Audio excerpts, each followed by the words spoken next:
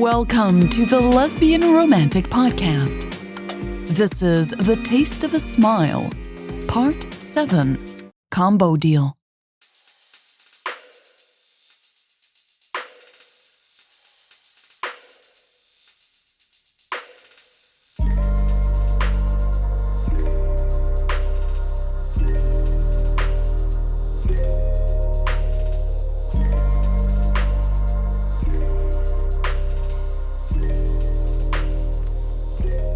Mary checked her phone. Shit, she mumbled. Hannah still hadn't replied to her message. Mary reluctantly placed the device back on the desk and reached for the cup of coffee with a tired sigh. She had woken up at 4 a.m. and hadn't been able to go back to sleep. She had gone to work early instead. Her eyes were burning and a dull ache in the back of her head was making it hard for her to focus. Her patience was wearing thin, too. She was waiting for news about Lucille, and she hadn't heard any apart from what Lex had shared yesterday. Not that Hannah had to keep her up to date, of course. She evidently had better things to do. Mary wasn't even part of the family. But she was worried, and she had hoped to get some good news by now. Reading her emails as a distraction had not exactly helped. It had only made her more grumpy. The many messages from Lex had a lot to do with that. The shitty part? Mary had promised to respond to every single email. That was the deal she had made with Lex after hearing the news about Lucille yesterday. Mary had been shocked to find out Lucille had had a stroke. It had been even more unsettling to hear that Lucille was still in the intensive care, with no guarantee of a good outcome. Mary had felt the tears stinging as she thought of her old boss fighting for her life. Lex, too, had looked sullen and lost. They had sat in silence for a few minutes, staring down at their hands. Once the first shock had worn off, Mary had decided there was only one thing she could do to make things a little better. She could make sure Hannah had absolutely nothing to worry about when it came to the store. "You're right. We cannot call Hannah. Can we find a way to get through this week?" she had asked Lex. Lex pursed her lips, thinking. "Maybe we can compromise," she said. Mary nodded eagerly. "I'd like that. Any suggestions?" "What if I agree to follow the schedule you came up with?" Lex said slowly. Mary gestured for Lex to keep going, knowing Lex would want something in return. Lex pointed at Mary's laptop. "I'll look into the numbers after work, and you'll answer my questions over email the next morning." It was a compromise she could live with, Mary thought. "Okay, that works for me," she had said. After that, she had hardly seen Lex for the remainder of the day. Karen had shown Lex the personnel side of things. Once the store was closed, the assistant manager had sent Mary a text on her way home. Lex had been a cooperative student all day, it said.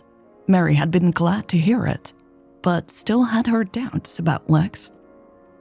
And so she had spent a large part of the night staring at the ceiling and listing all the things she didn't get. For example, why hadn't Lex told her about Lucille's stroke as soon as she had walked into the store? Surely this was something she should share immediately rather than in the middle of a fight. In the morning, Mary had hoped to see an update in one of Lex's emails, but there was none.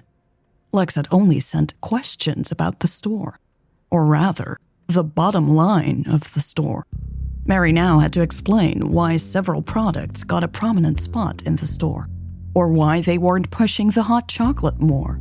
Lex had even sent suggestions to reduce the number of coffee specials and to cut staff. Mary reread Lex's last email with a deep sigh. This can't be what Hannah had in mind for the future, she thought. Doubts had kept creeping up in her mind all night and morning. Maybe she had made a mistake?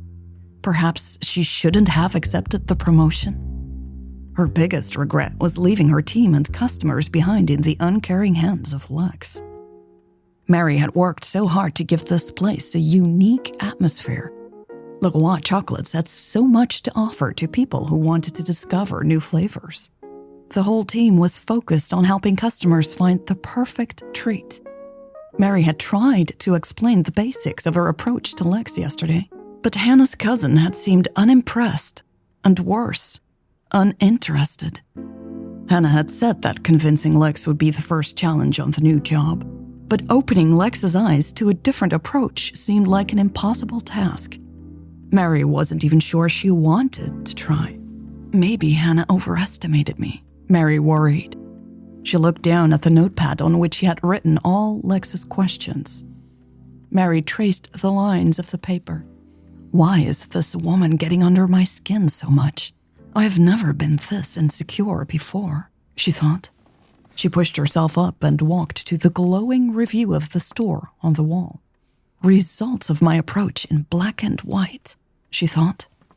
She had yet to see proof of Lex's success, right? Mary studied the picture in the newspaper clipping. It showed the cafe filled with customers chatting and sipping their drinks.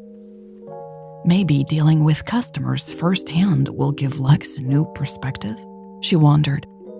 Mary loved her customers, but she wouldn't say helping them was easy. She decided then and there she would change the schedule. She would arrange for Lex to work behind the register today instead of at the cafe. Lex could observe Chrissy in the morning, and then work the register by herself in the afternoon. Mary smiled as she remembered her own disastrous first day behind the register. She doubted Lex would have a better experience. Actually, she was sort of counting on Lex getting into some kind of trouble. It might be the best way to get her to realize she had no idea what she had gotten herself into. Maybe it would force Lex to start listening to Mary now and then. Yes, Mary decided. Lex needed to stop being so damn sure of herself all the time.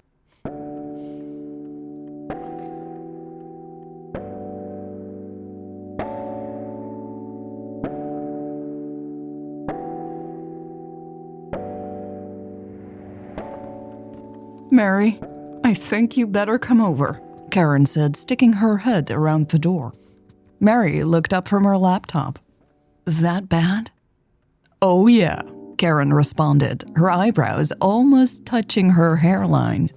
Took longer than I thought it would, Mary replied while walking around her desk.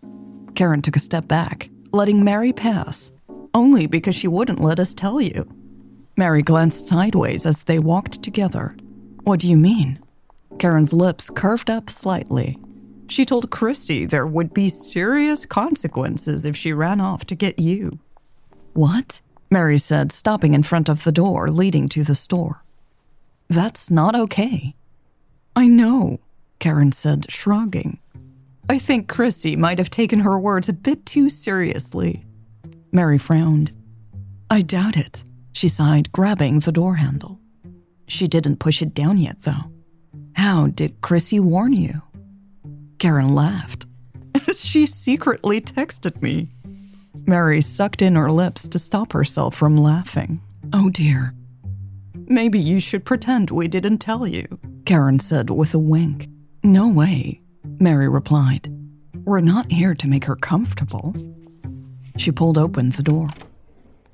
There was a line in front of Chrissy's register she saw as soon as she walked into the store. 5 people were waiting there, even though there was another register available. A man stood in front of the other register by himself. The man, in his 40s, was staring up at the ceiling. His cheeks were red, his jaw clenched. He was 2 seconds away from yelling at someone, Mary guessed. Behind the counter, Lex was tapping the screen furiously. 2 gift boxes stood next to her. Good afternoon, Mary said, stepping next to Lex and addressing the customer. I'm Mary, the shop manager. The man's eyes snapped to meet hers, and his shoulders dropped in relief. Oh, maybe you can help, he pleaded. Mary looked to her side, giving Lex a bright smile. She didn't get one back. She saw annoyance in Lex's eyes, but there was something else too. Panic, maybe? Let's take care of this, Mary said, pointing at the boxes. She leaned in and invaded Lex's space. She thought it would make Lex take a step back. Lex didn't. Instead, she whispered in an angry tone, "Everything's okay. The combo deal is just not working. The system just sucks. I'll get it to work." Mary could smell chocolate on Lex's breath. She glanced at the plate on the counter. There were none of the tryout chocolates left. "I've been waiting for 10 minutes, miss." The customer sighed. "I really need to leave." Mary nodded at him. "We'll get you on your way, sir. So sorry about this." She tried to take over the register again, but Lex still wouldn't budge. The people in line at the other register had gone quiet, watching the exchange. Lex hit the screen hard, reset the order, and grabbed one of the boxes. Mary responded without thinking. She rested her hand on Lex's bare arm. Lex froze. Mary noticed how soft the skin below her fingers was. She quickly pulled back her hand. "Lex, let me take this one, okay?" she urged with a forced smile. Lex's eyes narrowed. She touched the spot where Mary had grabbed her arm. After another long second of staring at each other, Lex finally stepped back. Mary gave the customer another bright smile and quickly scanned the gift boxes. "Would you like a small box of our latest seasonal dark chocolate, sir?" she offered. "Our treat, of course, because we kept you waiting." His eyes softened. "No, thank you," he replied. "It wasn't that bad, really." Mary pulled open a drawer under the register. "Then let me give you this." She selected a coupon and handed it to him. "It's an invitation for our exclusive tasting party next month. You can bring a guest," she explained. The customer's face lit up. "My wife would love that." Mary nodded enthusiastically. "Many of our regulars do. We have these once every 3 months. Last time we did food pairing. Next month's theme is still a surprise," she teased. He eagerly accepted the coupon. Mary straightened and focused back on her screen. "That'll be $60 for you today then, sir," she said, her tone warm. Waving his credit card, he joked, "Never been this happy to be allowed to pay." Mary chuckled. "I'm grateful you stuck around, sir." She could hear Lex blow out an annoyed breath behind her. Mary would have to talk to her as soon as this customer had left. Messing up was fine and part of the process. Being rude wasn't.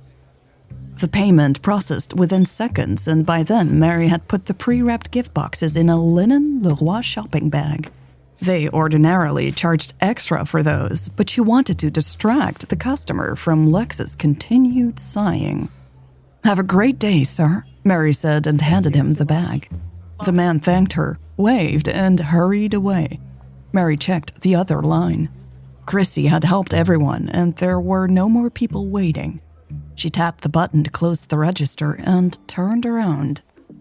Lex was leaning against the wall, her arms crossed, and her eyes burning indignantly like those of a pissed-off teenager. Mary was tempted to give her a scolding right there and then. That was not the type of leader she wanted to be, though. "Can you follow me to my office, please?" she asked politely. She made sure her eyes conveyed that it wasn't really a question. It was an order.